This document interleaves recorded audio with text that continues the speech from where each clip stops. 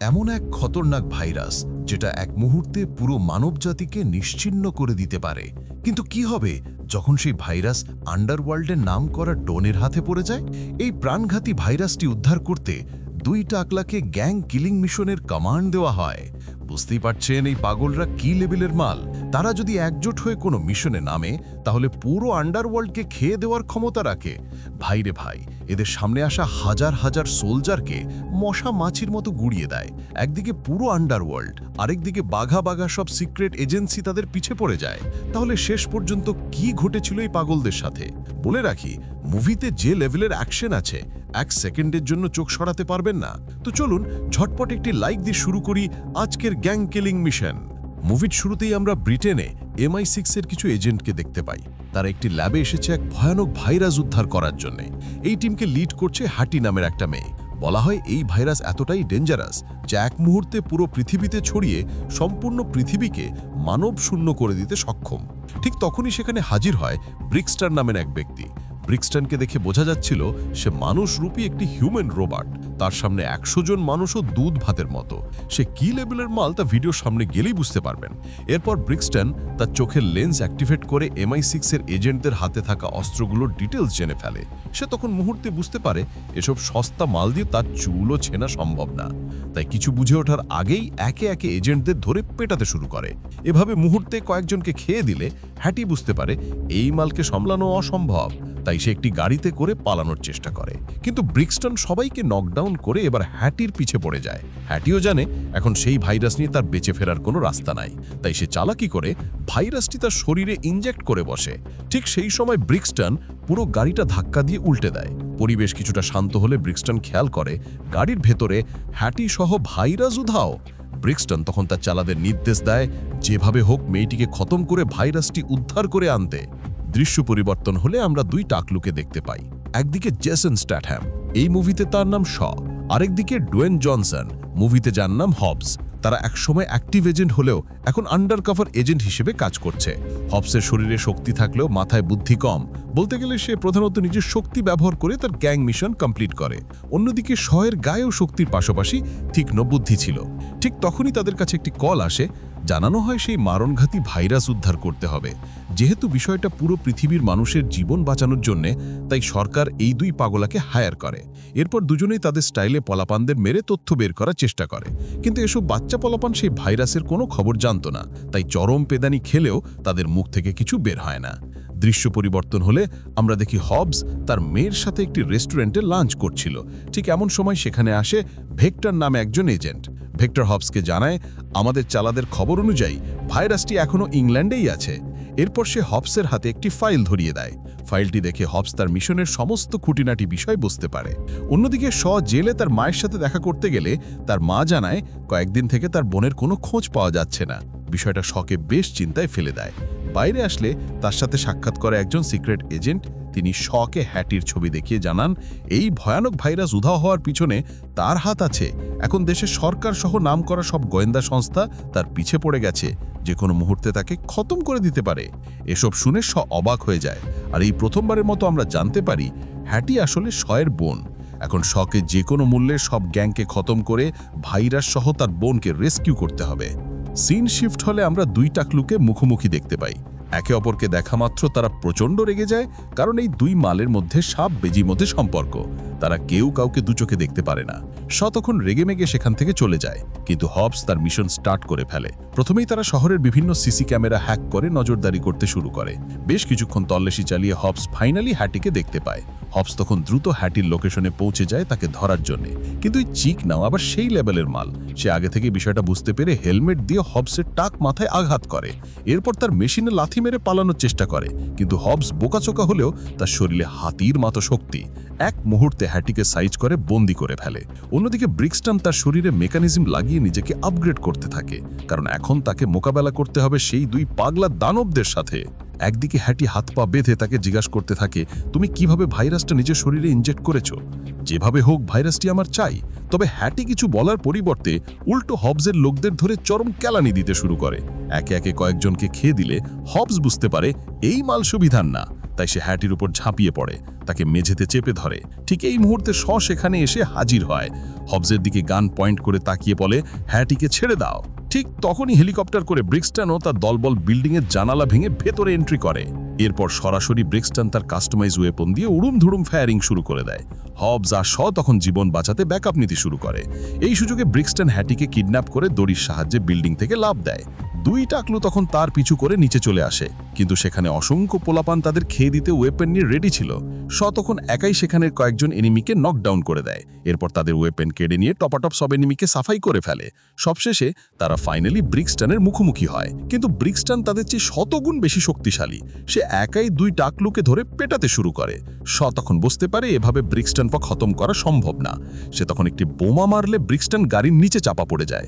এই সুযোগে তারা হ্যাটিকে নিয়ে সেখান থেকে পালাতে শুরু করে, কিন্তু এদিকে দেখা যায় বোমার আঘাতে ব্রিক্সটনের কিছুই হয়নি, উল্টো তার আইকনিক বাইক নিয়ে তাদের ফলো করতে থাকে। সব বিষয়টি দেখার পর তার গাড়ির ফুল স্পিড বাড়িয়ে দেয়। শুরু হয়ে যায় তাদের মধ্যে দুর্দান্ত রেসিং। কিছুটা যেতেই তার টেকনিক কাজে লাগিয়ে ব্রিক্সটনকে বোকা বানিয়ে সেখান থেকে পালিয়ে যায়। এরপর তারা শহরের বিভিন্ন পোস্টারে খেয়াল করে ইতিমধ্যে তাদের মোস্ট ওয়ান্টেড ক্রিমিনাল হিসেবে দেখানো হয়েছে। এখন তাদের ধরতে ইংল্যান্ডের বাঘা বাঘা গোয়েন্দা সংস্থা তাদের পিছনে লেগেছে। হাবস আর তখন বুঝতে পারে তাদের বাঁচতে হলে এই মিশনে দুজনকে একসাথেই লড়াই করতে হবে। তাই এক মুহূর্ত দেরি না করে তারা সেই ভাইরাসের ক্রিয়েটর প্রফেসর অ্যান্ড্রুর সাথে দেখা করে। পুরো বিষয়টি তাকে খুলে বললে তিনি ভীষণ চিন্তায় পড়ে যান, কারণ তাদের কাছে এখন মাত্র 10 ঘন্টা সময় আছে। এর মধ্যে হ্যাটির শরীর থেকে সে ভাইরাসটি বের না করলে সে মারা যাবে এবং মুহূর্তে সে প্রাণঘাতী ভাইরাস পুরো মানবজাতিকে নির্মূল করে ফেলবে। হাবস তখন বলে কিভাবে এই ভাইরাসটি বের করা সম্ভব। প্রফেসর অ্যান্ড্রু জানান পৃথিবীর একটিমাত্র ডিভাইস রয়েছে যেই ডিভাইসের মাধ্যমে হ্যাটির শরীর থেকে এই ভাইরাসটি বের করে আনা সম্ভব, আর এই ডিভাইসটি রয়েছে অ্যাটিন ল্যাবে, যেটি বর্তমানে রাশিয়াতে অবস্থিত। আর যদি তোমরা সেই ল্যাবে প্রবেশ করার চিন্তাও করো তাহলে মৃত্যু নিশ্চিত, কারণ এই ল্যাবের 10 কিলোমিটারের মধ্যে মশা মাছিও ঢুকতে পারে না। এরপর তারা 3 জন মিলে দ্রুত রাশিয়ার দিকে রওনা দেয়, কারণ তাদের হাতে সময় কম। অন্যদিকে ব্রিক্সটন প্রফেসরকে বন্দি করে হ্যাটির লোকেশন জানতে চায়। নিজের জীবন বাঁচাতে প্রফেসর জানিয়ে দেয় হ্যাটি এখন অ্যাটিন ল্যাবের উদ্দেশ্যে রওনা দিয়েছে। সিন পরিবর্তন হলে দেখা যায় রাশিয়ায় পৌঁছেই তার পুরনো গার্লফ্রেন্ড ম্যাগারিটার সাথে দেখা করে। আসলে ম্যাগারিটা পেশায় একজন লেডি গ্যাংস্টার। বড় বড় মাফিয়াদের সাইজ করাই তার কাজ। বুঝতেই পারছেন টাকলুর গার্লফ্রেন্ড বলে কথা।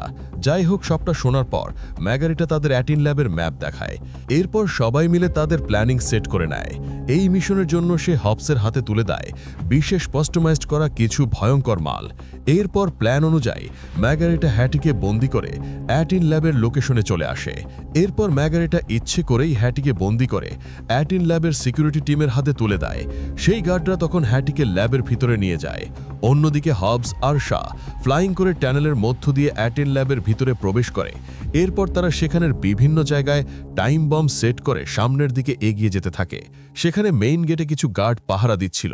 এই দুই পাগল তখন আসল কেলমা দেখাতে শুরু করে। হবস ঘুষি মেরে একজন গার্ডকে ভর্তা বানিয়ে দিচ্ছে। অন্যদিকে তারই স্পেশাল ছুরি দিয়ে একে একে সবাইকে ফালাফালা করতে শুরু করে। মুহূর্তে সব গার্ডদের খেয়ে দিলে হঠাৎ একজন দানবাকৃতির লোক হবসকে মারতে আসে। হবস তখন এক ঘুষি মেরে লোকটিকে খতম করে দেয়। এরপর তারা যখন গেট খুলে দেখা যায় ব্রিক্সটনও তার শত শত চালা ভারী ভারী সব মাল নিয়ে অপেক্ষা করছে। হবস বুঝে ফেলে অ্যাটিন ল্যাবে ইতিমধ্যে ব্রিক্সটন দখল করে ফেলেছে। তারা তখন হবসটার শকে বন্দি করে থেরাপি দিতে শুরু করে। ব্রিক্সটন জানায়, তোমরা দুজন যদি বাঁচতে চাও আমার টিমে জয়েন করো, আমরা সবাই মিলে পুরো পৃথিবীকে শাসন করব। এদিকে প্রফেসরকে বন্দি করে হ্যাটির শরীর থেকে ভাইরাস বের করার চেষ্টা করা হচ্ছে, কিন্তু হ্যাটি তাদের পুরনো প্ল্যান অনুযায়ী গার্ডদের পিটিয়ে নিজেকে ছাড়িয়ে নেয়। এরপর সেই মেশিনটা নিয়ে বাইরে চলে আসলে হবস আর শকে বন্দি অবস্থায় দেখতে পায়। সে ব্রিক্সটনের দিকে অস্ত্র তাক করে ফায়ার করতে চায়, কিন্তু অস্ত্র কাজ করে না, কারণ এখানে সব ডিভাইস কন্ট্রোল করে ব্রিক্সটনের সিস্টেম। ঠিক তখনই প্রফেসর অ্যান্ড্রু একটা ফায়ার গান নিয়ে এসে ব্রিক্সটনের উপরে হামলা চালায়। এই সুযোগে হবস আর নিজেদের ছাড়িয়ে নেয় আর গার্ডদের উপর তাণ্ডব শুরু করে দেয়। অল্প সময়ের মধ্যে সবাইকে খেয়ে দিলে হবস আর হ্যাটিকে গাড়িতে তুলে নেয়। এরপর গাড়ি দিয়ে জানালা ভেঙে বাইরে বেরিয়ে আসে। ভাইরে ভাই, সিনগুলো জাস্ট মাথা নষ্ট। সবাই যখন কেটে পড়ছিল তখনই ব্রিক্সটনের অটোমেটিক ড্রোন হবসদের উপর হামলা করে বসে। অনেক চেষ্টা করে অবশেষে অবশেষে ড্রোনটাকে নকডাউন করে দেয়। এসব দেখে ঝাঁকে ঝাঁকে ব্রিক্সটনের চালাকা হ্যাটির উপর আক্রমণ করতে আসে। একটা সময় তারা যখন হ্যাটিকে ধরেই ফেলবে, শেষ মুহূর্তে হ্যাটিকে হবসের গাড়িতে তুলে দেয়। এদিকে তাদের ট্র্যাপ করা বোমার টাইমার শেষ হলে বিশাল বিস্ফোরণে সেখানে সমস্ত বিল্ডিং উড়ে যায়। এত কিছুর মাঝেও কোনো মতে হবস আর হ্যাটিকে উদ্ধার করে বাইরে বেরিয়ে আসে, কিন্তু ব্রিক্সটনও তার চালা ধসে যাওয়া বিল্ডিংয়ের নিচে চাপা পড়ে যায়। এরপর নিরাপদ জায়গায় এসে হবস বলে, এখন আমাদের উচিত আপাতত পুরোপুরি গা ঢাকা দেওয়া, কারণ একদিকে MI6 পেছনে, অন্যদিকে ব্রিক্সটন ভাইরাস না পাওয়া অবধি আমাদের কোনোভাবে বাঁচতে দেবে না। দৃশ্য পরিবর্তন হলে দেখা যায় হবস তাদের নিয়ে এসেছে নিজের গ্রামের বাড়িতে। এটাই হবসের হোমল্যান্ড, যেখানে এখনও হবসের মা ও ভাই ব্রাদাররা থাকে। তবে হবসের ভাইয়েরা এক একজন একটা মাল। তারা মোটেও হবসকে পছন্দ করে না, কারণ এই টাকলু বারবার আকাম করে তাদের ফাঁসিয়ে দেয়। হবস যখন দরজায় নক করে, তখনই তার এক ভাই এসে তাকে দেখামাত্র নাকে সজোরে ঘুষি মেরে হবসের নাক ফাটিয়ে দেয়। এরপর সে বলে, তুই আবার কোন আকাম করে এসেছিস? তখনই হবসের মা এসে তাদের সবাইকে শান্ত করে। হবস তখন সব ঘটনা খুলে বলে। সবাই বুঝতে পারে এই ভাইরাস খারাপ কোনো লোকের হাতে পড়লে পুরো মানবজাতি হুমকির মুখে পড়বে। তাই হবসের ভাই ব্রাদাররা তাকে সাহায্য করতে রাজি হয়ে যায়। অন্যদিকে দেখা যায় ব্রিক্সটন নিজেকে আরও আপগ্রেড করছে ফাইনাল ফাইটের জন্য, কারণ এটাই তার শেষ কিলিং মিশন। এবার সাকসেসফুল না হলে তার বস তাকে শাটডাউন করে দেবে। অন্যদিকে হবস তার ভাইদের নিয়ে ব্রিক্সটনকে খেয়ে দেওয়ার জন্য রেডি হচ্ছে। তাদের নিজস্ব একটি ওয়েপন কারখানা আছে, সেখানে তৈরি হচ্ছে ভয়ঙ্কর সব মাল। এরপর হ্যাটির শরীরে মেশিন সেট করা হয় ভাইরাস বের করার জন্য। মেশিন তার রক্ত থেকে ভাইরাস ডিটেক্ট করে বের করতে শুরু করে। পুরো প্রক্রিয়াটি সম্পূর্ণ হতে 30 মিনিট লাগবে, কিন্তু ঠিক তখনই বাইরে এসে হাজির হয় ব্রিক্সটন ও শত শত চালা। হবস তখন তার দলবল রেডি করে বাইরে এসে ব্রিক্সটনকে বলে, তোর যদি প্রাণের মায়া থাকে এখনই কেটে পড়।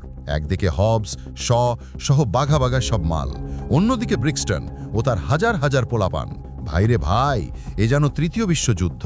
কথা শেষ হবার আগেই হবসের ভাইয়েরা একে একে ব্রিক্সটনের পোলাপানকে ধরে ধুম কেলানি দিতে শুরু করে। মুভির অ্যাকশন লেভেলটা এতটাই হাই যে চোখ আটকে যাওয়ার মতো। এদিকে যুদ্ধ চলতেই থাকে, গাড়িগুলোতে আগুন জ্বলে ওঠে, রাস্তা ব্লক হয়ে যায়। কিন্তু ব্রিক্সটনের কিছু চেলা অন্য দিক দিয়ে ঢুকে হ্যাটিকে ধরে ফেলে। এসব দেখে শরের মাথা গরম হয়ে যায়। সে একটা বিশাল হ্যামার তুলে ব্রিক্সটনের পোলাপানের দাঁত মুখ ভাঙতে শুরু করে। ব্রিক্সটন তখন কল করে তার ব্যাকআপ টিমকে পাঠাতে বলে। কিছুক্ষণের মধ্যেই 2টা হেলিকপ্টার এসে উপর থেকে ফায়ারিং শুরু করে দেয়। কিন্তু এসব দেখে ভয় পাওয়ার পরিবর্তে হবস ও তার ভাই ব্রাদার বলে, তোদের যত লোক আছে সব পাঠা, আজকে একসাথে সবাইকে খাবো। এরপর সবাই পুরোদমে ব্রিক্সটনের উপর ঝাঁপিয়ে পড়ে।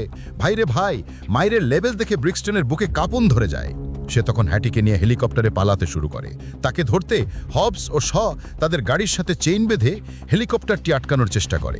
একটা পর্যায়ে গিয়ে তারা পাহাড়ের একদম কিনারায় চলে আসে। হেলিকপ্টারে থাকা সোলজাররা তখন হবসের উপর তুমুল ফায়ারিং শুরু করে দেয়। এই সুযোগে হ্যাটি পালানোর চেষ্টা করে, কিন্তু তাদের টানা হেঁচড়ার ফলে একটি গুলি গিয়ে হেলিকপ্টারের ইঞ্জিনে লাগে। ফলে মুহূর্তে হেলিকপ্টার সজোরে নিচে আছড়ে পড়ে। দেখা যায় এত বড় দুর্ঘটনার পরও ব্রিক্সটন জীবিত। সে বিধ্বস্ত হেলিকপ্টারের ভেতর থেকে উঠে দাঁড়ায় আর সামনে হবস আর শকে দেখে আবার আক্রমণ শুরু করে দেয়। কিন্তু এবারও তারা দুজন মিলে ব্রিক্সটনের সঙ্গে পেরে উঠছিল না। সে তার চোখের লেন্স অ্যাক্টিভেট করে তাদের পেটাতে থাকে। তখন একটা প্ল্যান করে। সে হবসকে জানায়, আমি ব্রিক্সটনকে সামনে থেকে ব্যস্ত রাখবো, তুই পিছন থেকে মারবি। দেখা যায় তাদের এই টেকনিক এবার কাজ করে। দুজনের টিম ওয়ার্কে অবশেষে ব্রিক্সটনকে পিটিয়ে কাবু করতে সক্ষম হয়। তখন বলে, এবার তোর কোন বাবা তোকে বাঁচাতে আসবে? এর মধ্যেই হাটির শরীর থেকে ভাইরাসটা সফলভাবে মেশিনের ভেতরে চলে এসেছে। এদিকে যখন ব্রিক্সটন আর বস বুঝতে পারে সে তাদের কোনো কাজে আসবে না এবং তাদের প্ল্যান ফাঁস হতে চলেছে, তারা দ্রুত ব্রিক্সটনকে শাটডাউন করে দেয়। এরপর তারা হবসকে জানায়, খেলা তো সবে শুরু, তৈরি থাকো, আমরা আবার ফিরে আসব। হবস বলে, তোর কোন বাপ আছে নিয়ে আয়, আমরা গ্যাং কিলিংয়ের জন্য মাল নিয়ে রেডি আছি। বুঝতেই পারছেন সামনে আরো বড়সড় ধামাকা আসছে। তো আপনারা যদি এর দ্বিতীয় পার্ট দেখতে চান, 500 লাইক কমপ্লিট করুন আর কমেন্টে জানিয়ে দিন। ধন্যবাদ।